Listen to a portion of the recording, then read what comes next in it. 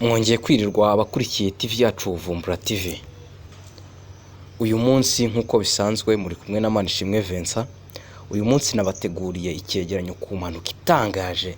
Hamwe bavuga ngo Imana yakinze ukuboko, hamwe bavuga ko hatabayeho imbaraga z'abantu, habayeho imbaraga z'Imana yo mu ijuru.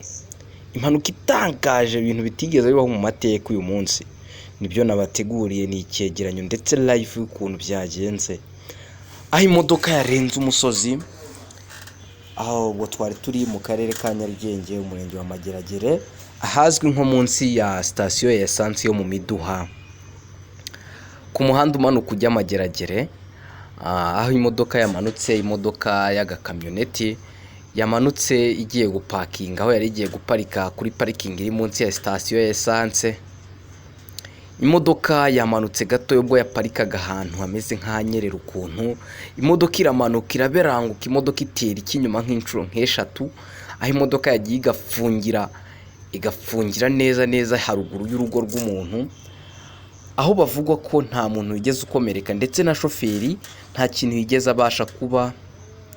Nk'uko muri kubibona ku byegeranyo twagiye tubafatanyiriza nk'amafoto cyangwa se nka video muri bubone, murabona ko imodoka yagiye ifungira feri neza haruguru y'urugo rw'umuntu, ndetse aho bigaragara ko shoferi kugira ngo ayivemo yaterewe urwego kugira ngo amanuke mu iyo modoka, kuko yagiye irishinga neza nk'uko namwe muri kubyerekwa kuri aya mafoto.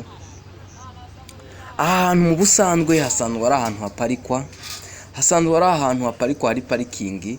Shoferi yateye rivanse yagiye guparika, ubwo niba yatinze gufata feri niba byagenze gute, imodoka yamunyereranye ifata ahantu ku ntabire iracuncumuka. nk'uko muri kubibona aha hantu haracuncumuka cyane, ndetse hari imanga ya danje, ndetse murabona ko habuze gatoya kugira ngo iyi nzu ibe yagwirwa n'iyi modoka. Nk'uko muri buze kubibona, muraza kubona uburyo iyi modoka yashatse kuzamurwa aha hantu yari iri, yaje guhirima yikubita hasi iraryama.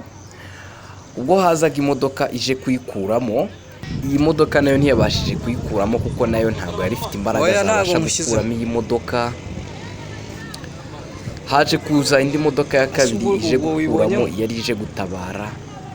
Gusa nk'uko mubibona, ibi bintu biratangaje, ni ibintu bitigeze bibaho mu mateka y'imodoka itera ikinyuma inshuro zirenga enye, ikarenga imanga, igahagarara ifashwe n'akantu gatoya, ifashwe n'urugi rw'inyuma. Nk'uko muri kubibona namwe, murabona ahantu imodoka yacucumutse, ni umusozi muremure cyane. Iyi modoka yarenze ndetse iramanuka, aho abantu benshi batakekaga ko iyi modoka yajya ikahava ari nzima, cyangwa se shoferi akaba yaba muzima. Mbibutse gukanda subscribe kuri channel yacu Vumbura TV, tuzaba tubagezaho ibiganiro byinshi ndetse tubasangiza ibyegeranyo nk'ibi ndetse no kubagereraho mutabashije kugera. Iki cyegeranyo cyaciye kuri TV yacu Vumbura TV. Nk'uko muri kubibona, tugiye kubereka gatoya live y'ukuntu iyi modoka yagerageje gukurwa aha hantu muri iyi manga, ndetse tubereke n'imodoka ya kabiri yaje kuyikuramo, ndetse iya mbere yaje kuyikuramo yo byanze kuko nayo yaheze. Imodoka ya kabiri yaje kuyikurura, tubereke live ndetse ukuntu ibyo bintu bimeze nuko byifashe.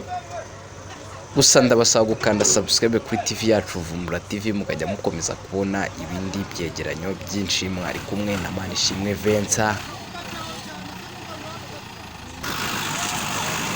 Nk'uko muyibona, iyo modoka y'umweru niyo modoka yari yaje gukurura iyo kamyoneti, gusa ntabwo yabashije kuyikuramo kuko nayo yaheze. Kugira ngo ivemo bisaba kwifashishwa imbaraga z'indi modoka.